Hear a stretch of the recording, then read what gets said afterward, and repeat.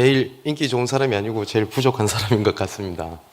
제가 그 95년 이때 제가 그 다락방을 하게 됐는데, 그 다락방을 하고 난 다음에 기도를 하려고 하는데 몸부림쳐봤을 거 아닙니까? 그런데 기도가 잘 안 돼요. 그러다가 기도가 좀 이거구나 라고 저에게 굉장히 많은 영향을 주셨던 분이 그때 당시 김동훈 목사님이셨습니다.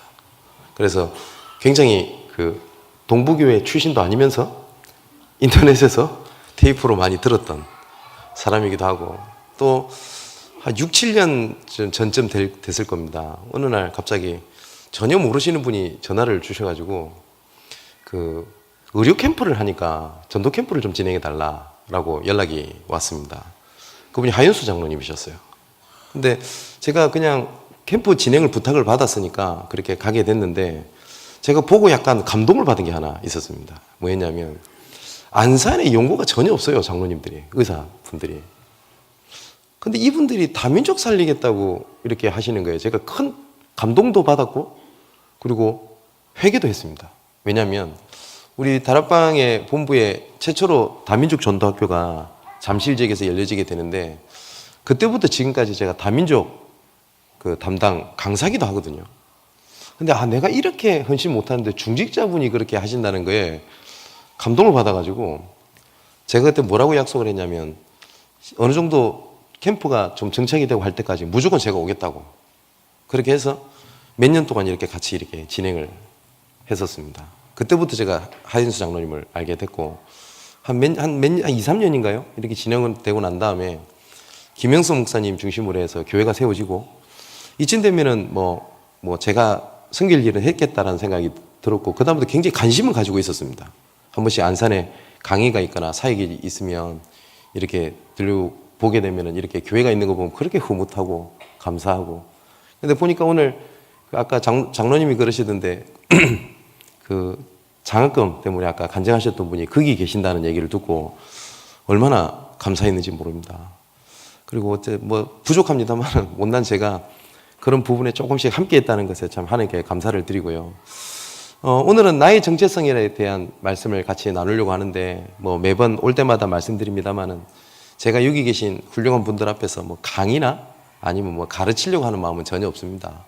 없고, 하나님이 현장에 주셨던, 그리고 저에게 주셨던 은혜를 같이 나누는 소중한 시간이 되었으면 좋겠습니다. 제가 한 2석 주 전에 탈북자 한 분을 만나게 됩니다. 근데 이분이 탈북한 지 한 7년 정도가 되셨어요. 여자분인데, 근데 이분이 뭘 해서 그런지 모르겠지만 한국에서 돈도 꽤 벌었더라고요. 자기 자산이 한 50억이 넘어요. 그리고 저를 만나러 차를 갖고 오는데, 저는 국산차 그냥 달달달하고 끌고 가는데 이분은 외제차를 쫙 끌고 왔더라고요. 근데 이분이 탈북에 대한 뭐 여러 가지 얘기를 듣다 보니까 눈물 없이 듣지 못하는 드라마를 얘기를 하시더라고요. 근데 쭉 얘기를 하시다가 이분이 했던 말입니다. 자기는 자유를 찾아 한국에 왔는데, 자기는 어쩔 수 없이 남편과 자녀를 다 버리고 이렇게 한국에 온 겁니다. 자유를 찾아서. 너무 갈급하니까. 그래서 한국에 왔으면 이제 새로운 남자를 만나서 돈도 벌고 잘 살아야 될 거 아닙니까? 근데 희한하죠. 이상한 남자를 만나버린 겁니다. 그래서 돈은 벌었지만 거의 뭐라고 해야 될까요? 노예처럼 살아요. 그래서 이분이 뭐라고 얘기를 하냐면, 나는 자유를 찾아서 왔는데 자유가 한국에도 없더라. 이 고백을 얘기를 하더라고요. 그러니까 많은 사람들이 그런 것 같습니다. 뭐냐면, 하나님께서는 우리 인간을 창조하실 때 창세기 1장 27절 28절을 보니까 하나님 형상들의 지음을 받았고 모든 것을 정복하고 다스리라고 하나님께서 우리 인간을 창조하셨는데, 이 사단이 개입을 해서 하나님과 함께 계신 우리 인간을 문제를 가져다 준 거거든요. 이 사단이 우리 인간을 무너뜨리는 방법은 딱 한 가지입니다. 하나님 필요 없다라는 거예요. 하나님께서 우리 인간을 만드실 때는 너와 나와 항상 함께 있자. 너는 나를 떠나서는 살 수 없다. 그게 하나님이 주신 언약이었는데, 이 사단이 개입해서 뭐라고 얘기하느냐. 네가 하나님처럼 될 수 있다. 다시 말하면 네가 하나님 필요 없다는 거예요. 지금 세상에서 똑같이 얘기하지 않습니까? 스스로 일어나라. 그리고 목표를 이뤄라. 최고가 되라. 네가 소중한 거다. 다 필요 없다. 네가 최고가 되면 된다. 뉴에이지에서 하는 말이 그 말이거든요. 네가 최고가 될 수 있어. 네가 모든 걸 이룰 수 있어. 그런데 그게 전부 다 굉장히 감동받는 말처럼 보이지만 완전 복음과 반대입니다. 그러다 보니까 나는 자유를 찾아서 나는 열심히 생명을 걸고 한국에 왔는데 여기도 다 자유가 없는 거예요. 돈을 벌었고 법적인 자유가 있는 것처럼 보이지만 자기는 만족이 없는 겁니다. 우리 사람이 대부분 그런 것 같아요. 그러니까 하나님께서 우리 인간을 만드실 때 어떻게 만드셨냐면 함께 있게 만드셨거든요. 그런데 이 사단이 우리 인간에게 출현하게 된 겁니다.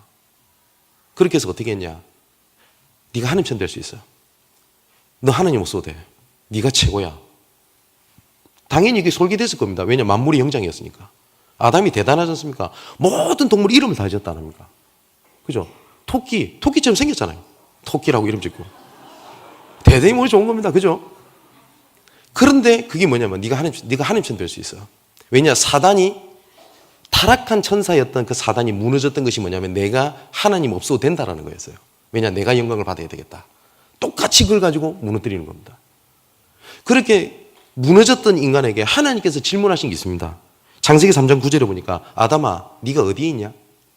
하나님께서 그러면 아담이 어디 숨어 있는데 숨어 있는 걸 못 찾아가지고 못 찾겠다 꾀꼬리 어디 있냐? 이렇게 물어보셨을 것 같습니까? 그 질문이 아니라고 생각합니다. 아담아 네가 어디 있냐? 무슨 말이에요? 아담아 네가 거기 숨어 있을 존재가 아니라는 거잖아요. 그죠? 하나님의 자녀가 그렇게 무너지지 않아도 되고 무너질 이유가 없다라는 거거든요. 그렇지 않습니까? 제가 예원교회에서 그 청소년 그 교사들 세미나를 제가 진행을 하고 있을 때입니다. 그때 어떤 랩런트가 찾아왔어요. 근데 딱 봐도 애가 좀 이상해 보여요. 여자인데. 근데 시간이 잠시 있길래 얘기를 들어줬는데 이 친구가 나름대로 교회를 다니는 것 같아요. 그런데 혹시 여기 우리 장강 헌신 예배니까 우리 교사분들 진짜 좀 조심해 주셔야 될 게 뭐냐면 이 친구가 보니까 무속인 자녀예요. 근데 이 친구가 저한테 계속 말을 하고 상담하는 내용이 뭐냐면 나는 무속인 딸이라서 나는 어쩔 수가 없고 나는 요 문제에 빠져 있고 자꾸 그 얘기를 계속해요. 그래서 제가 말을 끊었어요. 잠깐만. 그래서 내가 한마디를 해줬어요. 우선은 네 생각부터 고치고 가자. 너는 무속인 자녀가 아니야. 하나님 자녀야. 근데 왜 너는 무속인 자녀라는 생각이 잡혀있냐고. 옆에 교사들이 얘기해 준 거예요. 좀 문제 있으면 네가 원래 무속인 자녀라서 그래. 창세기 3장 문제 때문에 그래. 틀린 건 아닌데요. 창세기 3장을 강조해야 될 게 아니라 하나님의 자녀된 걸 강조해 줘야 돼요. 창세기 3장 문제는 예수님께서 십자가에서 모든 문제 끝내버린 겁니다. 그러면 그것은 무시하라는 말이 아닙니다. 이미 끝난 문제이기 때문에 속지 않도록 도와야 될 부분이지 그게 잡혀있는 게 아니잖아요. 근데 이 친구가 계속 말하는 거는 나는 무속인 자녀, 나는 무속인 딸. 아니잖아요. 난 하나님의 자녀잖아요. 그죠? 혹시 내가 좀 연약하고 조금 넘어지고 좀 세상에 좀 더럽혀진다고 하더라도 하나님의 자녀라고 하는 신분은 절대 안 바뀝니다. 쉽게 말하면 돈이 있잖아요. 만 원짜리가 찢어졌어요. 찢어졌으니까 이런 9,000원 이런 값어치가 떨어집니까? 그런 법이 없어요. 그죠? 우그러지고 누가 떨어졌는데 밟히고 흙 묻고 더러워져도 만 원이라는 가치는 변함이 없어요. 근데 하물며 하나님의 자녀가 넘어졌다고 그리고 쓰러졌다고 상처받았다고 문제 있다고 가치가 없나요? 그렇지 않아요, 절대. 그죠? 만 원의 가치가 그대로 있듯이 하나님의 자녀가 넘어졌다 가치가 없는 게 아니에요. 근데 많은 사람들이 믿는다고 얘기를 하는데 아담하고 똑같아요. 뭐냐? 숨어 있는 겁니다. 그때 하나님께서 물어보는 겁니다. 아담아, 네가 어디 있냐? 그러니까 그게 무너져 있을 사람이 아니라는 거지 않습니까? 근데 분명히 성경에 뭐라고 되어 있냐? 아담이 여호와의 낯을 피하여 숨었다라고 되어 있거든요. 하나님과 함께 낯을 맞추고 있어야 되고 함께 있어야 될 인간이 하나님의 낯을 피하여 숨었다라고 되어 있어요. 하나님께서 우리를 창조하실 때 우리의 정체성은 뭐냐면 자녀로 부르셨어요. 우리 후대들에게는 렘넌트로 부르신 겁니다. 남은 자로, 남길 자로. 그죠? 근데 사단은 어떻게 하든지 그거를 무너뜨리려고 하는 겁니다. 역대상 4장에 보면 재밌는 사람의 얘기가 쭉 나옵니다. 그 역대상 3장에는 그 뭐랄까요, 다윗의 왕족에 대한 이름이 쫙 이렇게 나옵니다. 근데 역대상 4장을 가면 조금 얘기가 달라요. 뭐냐면 뭐라고 표현하면 좋을까요? 우리나라 신라시대 때 골품 제도라는 게 있었죠. 그러니까 왕족은 성골, 그리고 여왕 쪽은 진골, 그리고 그다음부터 6두품부터 1두품까지 쫙 이렇게 그 신분이 있지 않습니까? 근데 성골, 진골은 왕이 누가 되느냐에 따라서 왔다 갔다 이렇게 움직입니다. 근데 그 골품 제도에 1품부터 6품까지는 1품부터 6품까지는 올라갈 수 있는데 6두품은 더 이상 위로 못 올라가요. 그래서 신라시대 때 가장 불평이 많았고 가장 상처가 많았던 그 지배계층이 어디냐면 6두품입니다. 그러니까 지금으로 말하면 6두품 같은 이런 사람들이 이름이 쫙 나와 있어요. 근데 거기에 쭉 나와 있다가 야베스라는 사람이 딱 나옵니다. 근데 야베스를 얘기를 하면서 성경에는 재미있는 표현이 있어요. 야베스는 다른 형제들보다 존귀한 자라 라고 돼 있어요. 근데 이 야베스를 부모님이 이름을 지을 때 고통 중에 나왔다, 이렇게 이름을 지은 겁니다. 그러면 출생 배경이 어떤지 아시겠죠? 그냥 기쁜 마음으로 태어난 사람은 아니었던 것 같아요. 우리 식으로 말하면 김고통 이렇게 지은 거예요, 이름을. 혹시 이름을 그렇게 짓는 애는 없지 않습니까? 그죠? 옛날에 보면은 이름 희한한 거 많았잖아요. 그렇지 않습니까? 제 친구 중에 이름이 500원 있었거든요, 500원. 그래서 이름이 100원이라. 그래서 성이 오시니까 500원이에요. 그래서 근데 또 한자도 500원이 맞아요. 오자는 아니겠지만.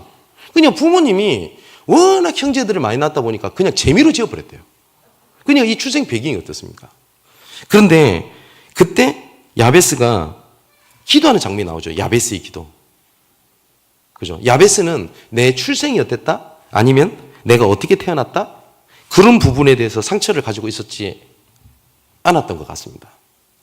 우리 사랑하는 우리 렘넌트 여러분들과 우리 사랑하는 우리 중지자분들, 전도자분들께 간단하게 몇 가지만 같이 말씀을 드리고 저는 마치려고 합니다. 뭐냐면 하나님께서 나를 부르실 때 나를 부르셨다는 정체성. 근데 저는 집중훈련을 제가 또 섬기고 있다 보니까 그 집중훈련을 이렇게 가다 보면 많은 사람들이 그 생각을 잘못 하시는 게 있어요. 뭐냐면 전도자의 삶이라고 얘기를 하면 자꾸 우린 전도를 하려고 하거든요. 근데 우리가 전도를 해서 전도자의 삶을 사는 게 아니고요. 원래 전도자니까 전도자 삶을 살아야 돼요. 더 쉽게 말하면 저는 남자 행동을 해서 남자가 아니고요. 저는 원래 남자입니다. 그죠? 그러니까 남자처럼 행동을 하게 돼 있어요. 근데 제가 갑자기 머리를 다쳐가지고 어머 언니 이렇게 얘기한다고 제가 남자가 아닌 거 아니지 않습니까? 제가 예전에 하리수를 직접 만나본 적이 있어요. 저는 전혀 관심이 없는데 지가 악수를 하잖아요. 그래서 악수를 했거든요. 그때 남자분들 아시지 않습니까? 딱 손잡으면 느낍니다. 내 팔씨는 이길 수 있다, 진다. 느끼시죠, 남자분들? 제가 하리수 손 딱 잡자마자 형님 할 뻔했다. 아무리 이뻐도 남자예요. 그죠? 약간 마시간 남자죠. 그죠? 내가 하나님의 자녀가 맞음에도 불구하고 원래 하나님께서 우리를 전도자로 부르셨어요. 그게 우리 정체성이고 신분이에요. 그런데 우리가 여러 가지 문제의 사건에 묶여가지고 그 존재를, 그 정체성을 놓치고 있는 겁니다. 그래서 집중훈련이라고 하는 것은 전도 많이 하는 전도자 삶을 살자는 게 아닙니다. 원래 하나님께서 부르신 우리의 영적 상태를 회복하자는 게 집중훈련이에요. 원래 하나님께서 그렇게 부르셨다니까요. 그런데 하나님의 자녀가 맞음에도 불구하고 응답받지 못하는 체질, 그리고 응답받지 못한 습관, 응답받지 못한 뿌리, 이 예틀에 딱 굳어져 있는 겁니다. 쉽게 말하면 매일 공을 차러 나가기 좋아하는 남학생이 어느 날 두 다리가 다쳤어요.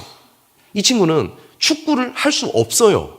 축구를 안 하는 게 아니고 못 하는 게 아니고 축구를 못 하는 상태입니다. 그죠? 근데 그 애 보고 축구하러 가라. 이 말이 안 되는 소리거든요. 그럼 이 친구도 축구하고 싶어서 목발을 짚고 나갈 수 있어요. 하면 할수록 덧납니다. 그런데 나중에 두 다리가 낫게 되면 어떻게 되죠? 말 안 해도 축구하러 가요.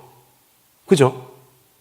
우리가 하나님의 자녀임에도 불구하고 기도가 안 되고 전도가 안 되고 그리고 헌신하지 못하는 영적 상태에 있어요. 그런데 그 가운데서 전도하려고 몸부림치고 기도하려고 몸부림치고 헌신하려고 몸부림치는 게 아닙니다. 뭐냐?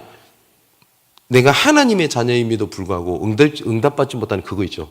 내 영적 상태를 바꾸는 겁니다. 그러면 되어집니다. 저는 남자이기 때문에 어느 날 갑자기 목소리가 굵어지고 수염이 나기 시작했지. 하나님 수염 나게 해주세요. 한 적이 없어요. 그죠? 목소리가 굵어져야 되겠습니다. 라고 기도한 적이 없어요. 이걸 보고 뭐라고 합니까? 되어진다라고 얘기를 해요. 그래서 바울이 뭐라고 얘기를 했냐? 골로새서 2장 2절 3절에 보니까 그리스도 안에 모든 지혜와 지식 보화가 다 감춰져 있느니라. 무슨 말이냐? 그리스도 안에 전부 다 있다라는 거예요. 그래서 마태복음 6장 33절에 먼저 그의 나라와 그를 구하라. 그리하면 이 모든 것을 다 너에게 더하여 주시리라. 오직 예수란 말은 외골수의 오직 예수를 말하는 게 아니에요. 딱 이것만 해가 아니거든요. 이거 안에 전부 다 있기 때문에 이것만 하라는 겁니다. 이거는 유일성을 얘기하지 외골수를 얘기하거나 편협한 걸 얘기하는 게 아니에요. 그걸 보고 유일성이라고 얘기를 합니다. 그리스도 안에 다 있기 때문에. 그런데 이 사단이요. 그걸 알기 때문에 이 사단의 유일한 목적과 방향과 딱 한 가지가 있어요. 고린도서 4장 4절을 보니까 이 광명이 빛이 비치지 못하도록 막는 게 사단의 유일한 방법이에요. 왜냐? 그리스도 하나만 막으면 모든 걸 막을 수 있다고 사단은 알아요. 그죠? 이 말 잘못하면 오해받을 수도 있는데 만일에 어떤 교회가 우리는 철저하게 그리스도를 얘기하지 않겠다라고 결단하고 다른 거 열심히 하면요. 저는 교회 부흥도 사단이 도와줄 수 있다고 저는 믿습니다. 그 증거 중세교회가 그랬어요. 그리스도 하나도 모르는데 모든 정치, 경제 모든 걸 다 휘어잡고 있었어요. 근데 딱 뭐만 몰랐냐? 복음만 몰랐어요. 그죠? 나중에는 뭐냐? 면죄부까지 판매하기 시작하지 않습니까? 왜냐? 그리스도 하나만 막으면 모든 걸 다 막을 수 있다고 생각을 해요. 왜냐? 그리스도 복음이라고 하는 이 하나만 막아버리면 우리의 정체성, 우리의 현재, 우리의 미래 전부 다 놓칠 수가 있어요. 그래서 사단은 어떻게 하든지 간에 교묘하게 복음이 아닌 것을 갖고 들어와서 복음인 것처럼 해버리게 하는 겁니다. 결국은 교회 안에는 두 가지 생각이거든요. 뭐냐? 신학적으로 말하면 칼빈주의랑 알미니안주의예요. 알미니안주의의 특징이 뭐냐? 인간의 자유의지를 강조합니다. 쉽게 말하면 칼빈은 하나님의 그 불강력적 은총을 얘기를 해요. 하나님께서 은혜를 주시면 아무도 막을 자가 없다. 맞죠? 그런데 알미니아는 막을 수, 거부할 수 있다고 얘기를 합니다.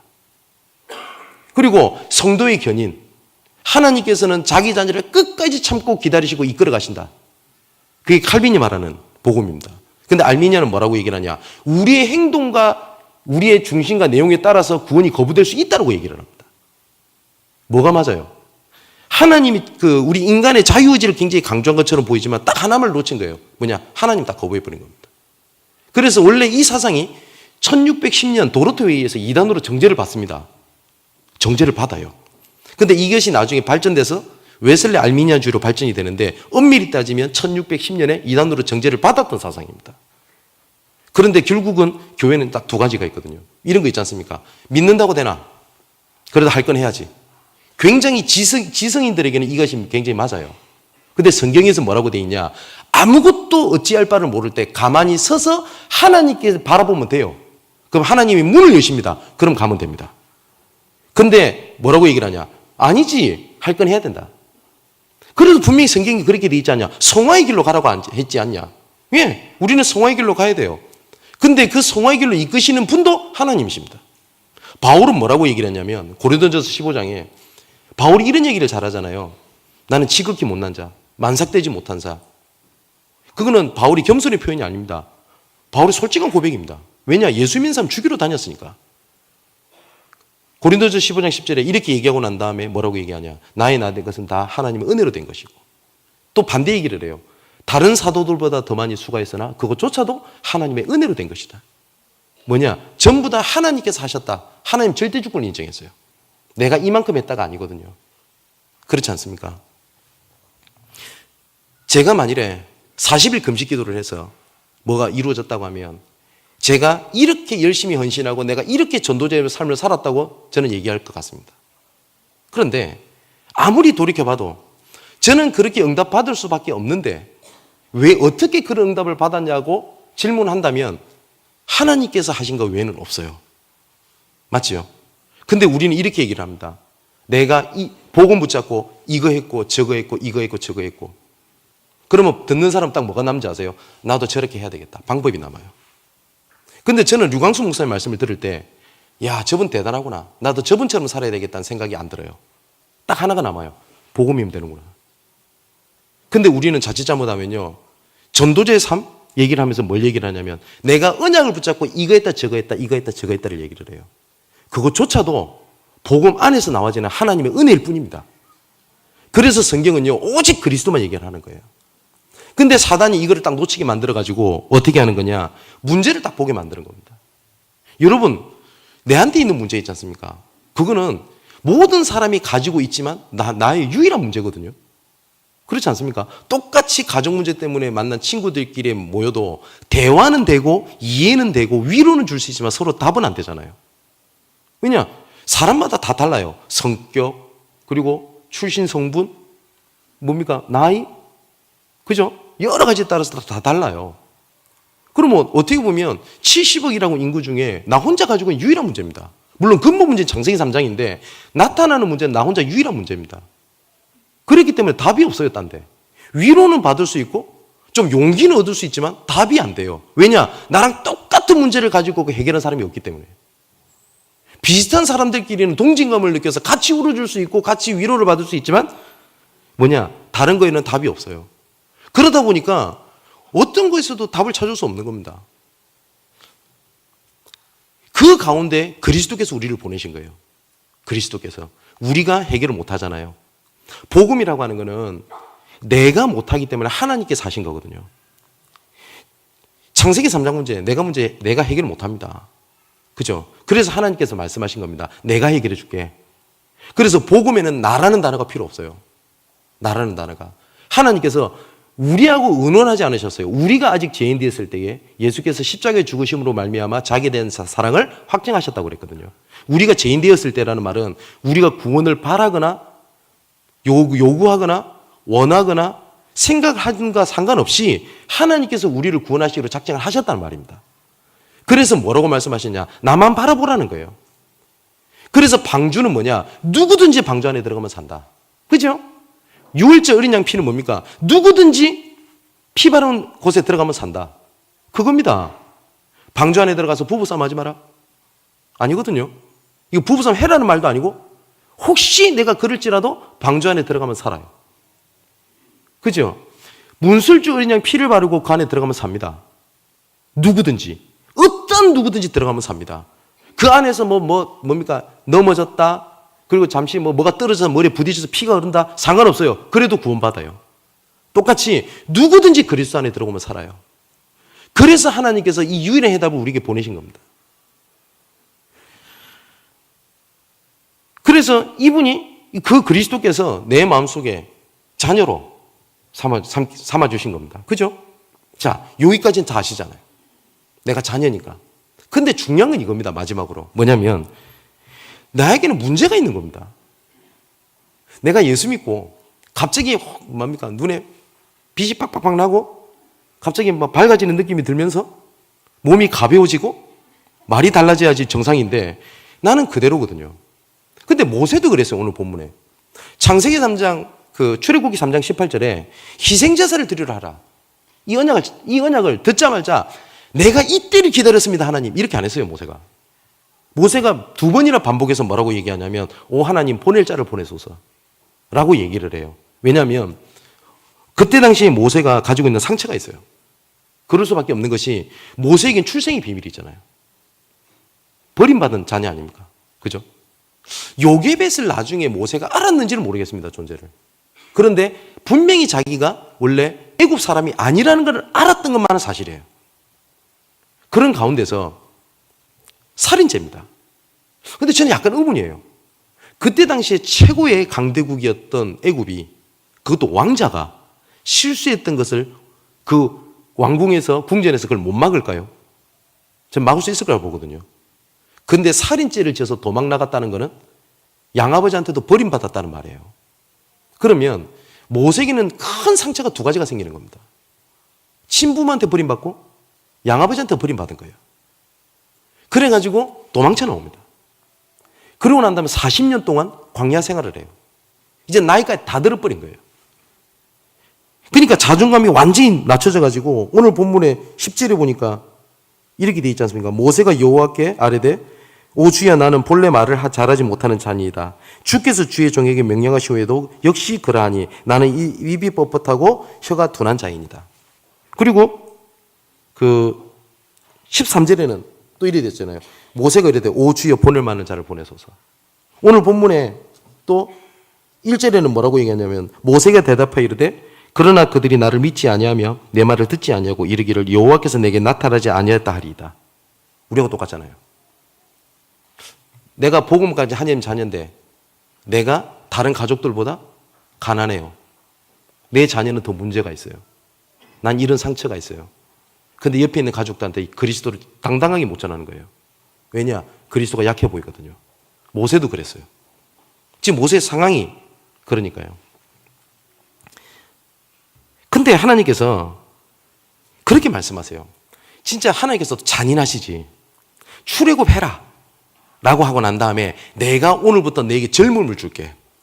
돈도 주고 다 해줄게. 이렇게 얘기해야 정상이잖아요. 근데 하나님께서는 출애굽에 대한 얘기를 하고 난 다음에 진짜 일명 애들 말로 뼈를 때리는 팩폭을 하시는 겁니다.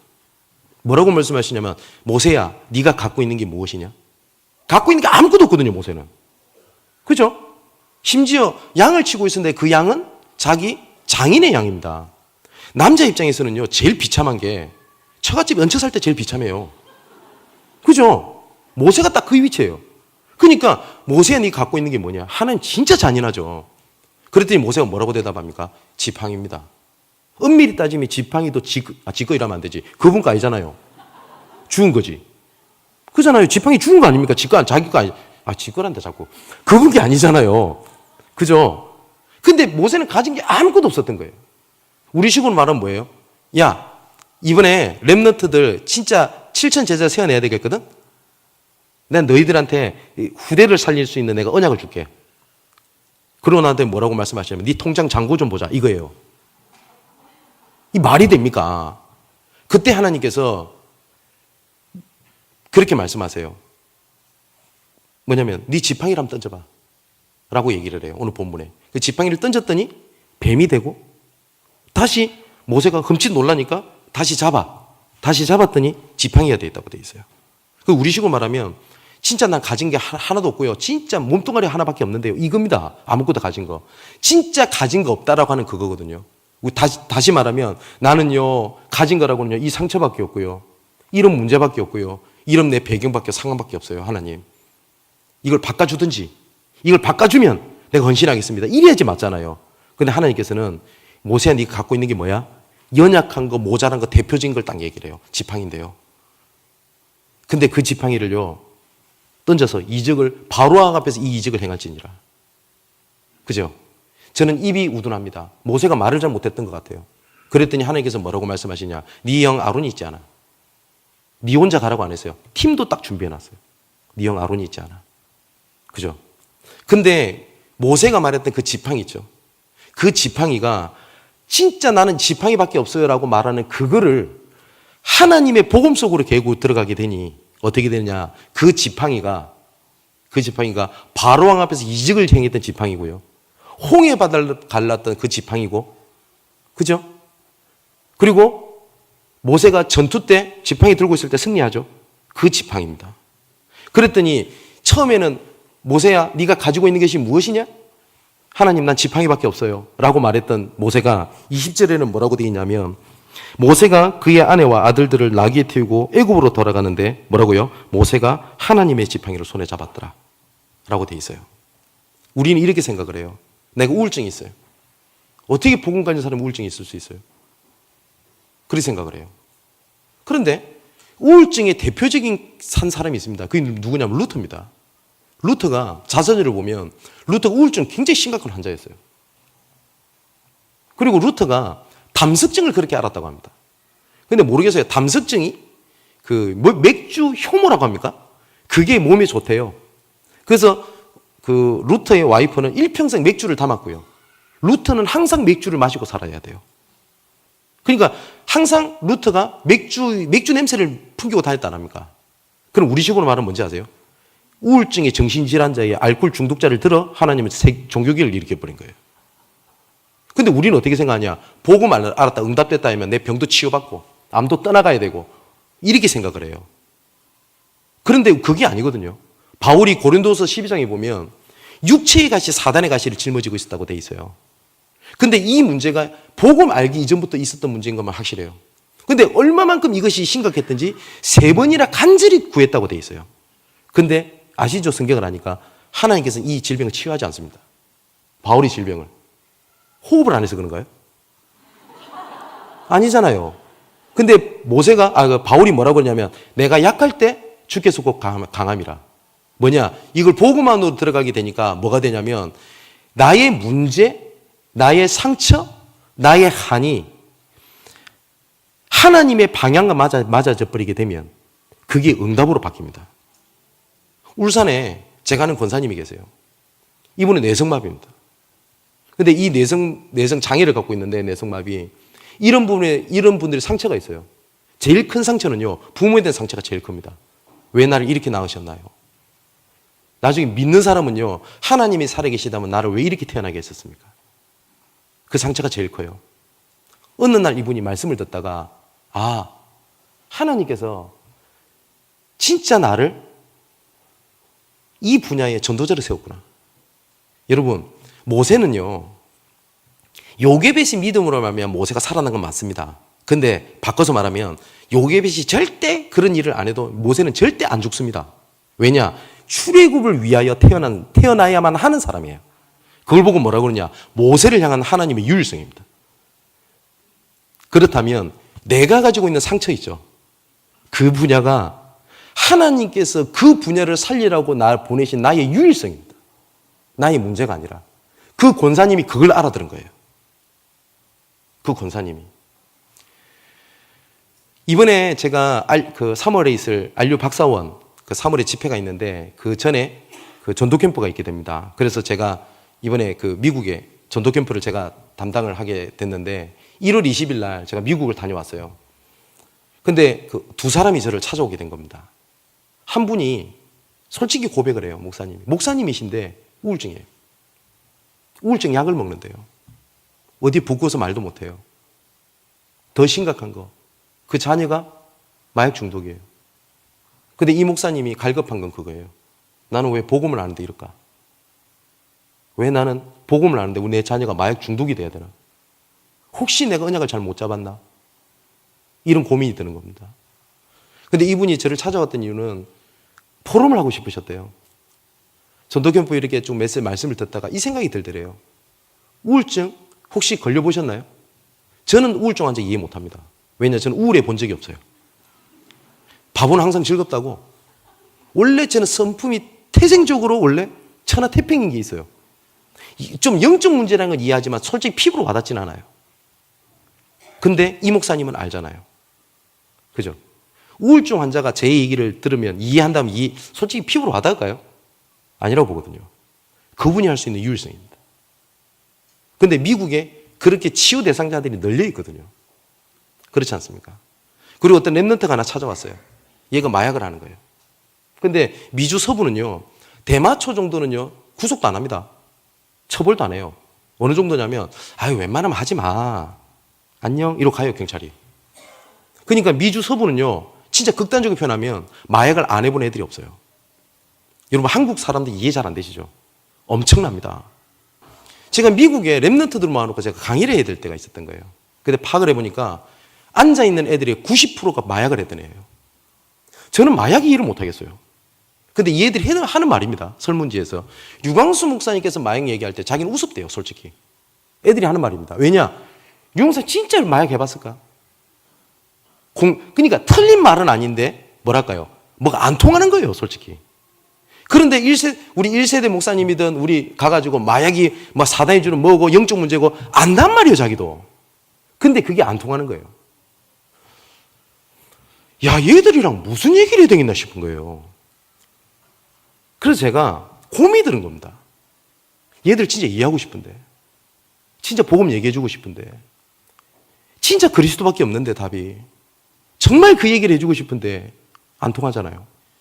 우리가 어떻게 이런 분들이 계실까요? 우리 랩런트 중에서. 나는 남들에게 말하지 못하는 진짜 심각한 상처가 있어요. 누구도 담당하지 못하는. 하나님께서 그 분야를 살리라고 나에게 주신 유일성 응답입니다. 이게 없어져야 되는 게 아니에요. 그죠? 내가 진짜 아버지에 대한 상처를 갖고 있어요. 그럼 이 상처를 치유받아야 된다? 그럼 하나님께서 갑자기 나타나셔서 뒤통수를 때려서 기억 상실증이 와야 됩니까? 그런 법이 없거든요. 그 분야가 뭐냐? 내가 살릴 수 있는 도구가 돼요. 바울이 큰 상처 중에 하나가 스데반을 때려 죽인 걸 겁니다. 아마. 맞죠? 일평생 스데반의 얼굴, 스데반이 했던 말 잊지 못했을걸요? 근데 이걸 복음만으로 갖고 들어가게 되니까 그게 하나님 앞에 생명 걸 수 있는 도구가 돼요. 똑같이 우리 사랑하는 랩런트들, 나는 왜 이런 부모님 밑에서, 아니면 난 믿지 않는 곳에서, 아니면 나는 공부해도 안 되고, 나는 어릴 때 이런 상처가 있고, 어떤 여학생이 이 얘기를 하대요. 난 어릴 때부터 성폭행을 당했던 경험이 있고, 나는 어떤 친구는 저번에 왔을 때 간증했던 것 같은데 아버지한테 당한 애들도 있었어요. 진짜 특수한 경우잖아요. 특수한 경우가 아니고 하나님께서 나를 그 특수한 현장을 살리라고 보내신 유일한 응답이에요. 모세밖에 없었어요. 모세는요, 애굽에 대한 상처였어요. 애굽 쳐다보기도 싫었을걸요. 근데 하나님께서는 그 애굽을 향해서 희생제사를 드리러 가라 라고 말씀하신 거예요. 나의 정체성이라는 게 뭐냐? 이건 내 문제가, 나의 유일한 문제가 아니라 나의 유일한 응답입니다. 그리고 진짜 남들에게 말하지 못하는 정말 저주 재앙 같으라고 하는 그 문제 있죠. 그게 다른 사람을 살리는 하나님의 도구가 됩니다. 아무리 좋은 것이라도 복음 바깥에 있으면 나를 죽이고 남을 죽이게 돼요.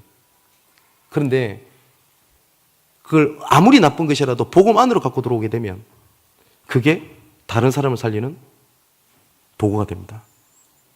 그죠? 제가 원래 성품이 모르는 사람한테 말을 못해요. 전도를 어떻게 합니까? 굉장히 부끄러움이 많고요. 굉장히 소심해요. 어떤 분은 KTX를 타거나 기차를 탈 때 아니면 비행기를 탈 때 혹시 하나님께서 예비인 사람이 타지 않을까 기대하는 마음으로 탄다는데 저는 결박기도라고 탑니다. 앉지 말라고. 이번에 미국 갈 때도 제가 진짜 결박기도하고 탔다니까요. 하나님, 진짜 열 몇 시간을 가야 되는데 강의 준비도 해야 되고 가자마자 강의해야 되니까 절대 하나님께서 응답을 하셨는지 대한항공 직원이 찾아왔어요. 승객님 너무 죄송하다는 거예요. 왜요? 이랬더니 제 옆에 개가 탄대요. 그 왜냐고 물어봤더니 북미주는요 개를 태우는 게 합법입니다. 저 처음 알았네요. 그래서 제가 항의했지. 어찌 개랑 갑니까? 자리 바꿔주세요. 이랬더니 비즈니스까지 전부 다 만석이래요. 어쩔 수 없이 개랑 가는 겁니다. 제가 십몇 년 동안 그렇게 해외를 다녔는데 개랑 가보기 처음이에요. 근데 이 개가 저를 너무 좋아하는 겁니다. 그래서 제가 개가 저를 자꾸 핥아요. 근데 제가 옆에 주인한테 좀 말렸더니 한국말 못하네. 근데 영어로 좀 할 수 있겠어요. 근데 순간 영어 표현을 잘못하면 좀 무례한 표현을 하면 고소할 것 같은 거예요. 이 여자 표정이. 표정이 조금 약간 마귀할머니처럼 생기더라고요. 그래서 가만히 있었어요.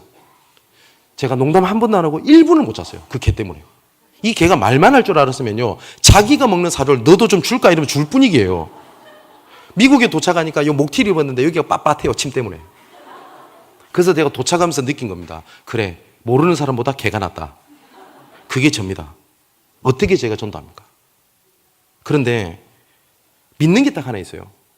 영생을 주시로 작정된 자는 다 믿더라. 사도행전 13장 48절에. 그리고 15절에는 주께서 루디아의 마음문을 열어 바울의 말을 청정케 하신지라. 내가 전도자가 맞다면 하나님께 붙이실 것이라. 그리고 내가 전도자가 맞다면 하나님께서 우리 가정을, 우리 가문을, 우리 교회를 책임지실 거라고요. 한 가지만 간증하고 마칠게요. 이번 주 토요일이 되면 저희 교회 결혼식이 하나 있습니다. 청년이 결혼을 해요. 그래서 제가 주례를 하는데 지금 큰일 났습니다. 지금 제가 주례가 아직까지 저는 어색해가지고. 근데 이 여자애가 우리 한수 장님 아실 거예요. 병원에 몇 번 갔으니까 10년 동안 간질을 하더랍니다. 매달 간질을 하는데요. 그걸 또 10년 동안. 근데 제가 말씀을 전하라고 해도 안 들어요. 그냥 막 귀는 여기 있으니까 얘기하라는 겁니다. 그런데 제가 하나 물어봤어요. 야, 네 엄마 때문에 잡혀오냐? 아니면 네 발로 오냐? 그랬더니 저를 픽 비웃더니 제 나이가 몇 갠데 잡혀오겠냐고. 그냥 틀린 말은 아닌 것 같고 바람 쐴 겸 나온대요. 오케이. 그 다음부터 제가 아무 말 안 했어요. 뭐냐면 너 말씀 이렇게 들으면 안 돼. 말씀 붙잡아라. 그리고 써라. 아멘해라. 계속 들어라. 녹취해라. 쓰라. 안 했어요. 저. 왜 안 했냐면 저는 그거 하나 믿었어요. 뭐냐면 아무리 얘가 그렇다 할지라도 복음이 선포되는 자리에 있다면 하나님께서 얘를 치유하실 거라 좀 믿었어요. 얘가 뭘 해서 치유받는 게 아니고 하나님께서 얘를 치유하실 거라 믿었어요. 그리고 몇 달이 흘렀어요. 어느 날 이 생각이 들더랍니다. 자기가 발작을 안 하는 거예요. 그래서 서울대학병원에 가서 봤더니 뭐 뇌전증 환자는 뭐 뇌파검 뭐 나온다며요. 근데 의사가 물어보더래요. 혹시 너 민간요법 한 거 있냐고. 한 게 없거든요. 얘가 치유받아 버린 겁니다. 감사할 일이죠. 그러고 난 다음에 이제 결혼을 하게 되는데 요새 젊은 애들은 결혼할 때 그 뭐죠? 그 건강검진 이걸 서로 교환을 하대요. 하여튼 못 믿는 세상이 됐나 봐요. 근데 이 친구가 10년 동안 간질했던 병력 자기 시어머니한테 얘기해야 되잖아요. 그러니까 이 여자의 엄마가 더 겁이 나는 거예요. 우리 딸 또 결혼 못하는 거 아닌가. 근데 이 시어머니 되는 분이 뭐 얘기 들어보니까 뭐 신년 운세 교회를 다니시는데 약간 전도 치시고 이러시나 봐요. 그런데 시어머니 되신 분한테 얘가 이렇게 고백을 한 거예요. 어머님, 제가 10년 동안 간질을 했습니다. 그런데 제가 예수님을 몰랐을 때는 이 간질 때문에 내 인생이 끝났다고 생각했습니다. 근데 제가 예수 믿고 하나님께서 저를 치유하셨습니다. 그런데 다시 혹시 시작한다고 할지라도 지금은 간질 때문에 내 인생이 끝나지 않았다는 걸 제가 압니다. 그렇게 고백을 해버린 거예요. 그랬더니 점치는 그 시어머니가 은혜를 받아버렸어요.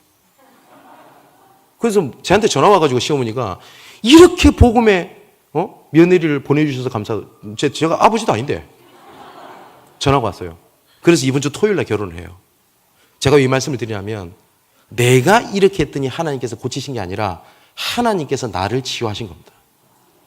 우리 랩런트들이 내가 언약을 이렇게 붙잡았더니 하나님 나를 이렇게 이끌고 가는 것이 아니라 창세전에 하나님께서 언약의 여정으로 우리 랩런트들이 이끌어 오신 겁니다.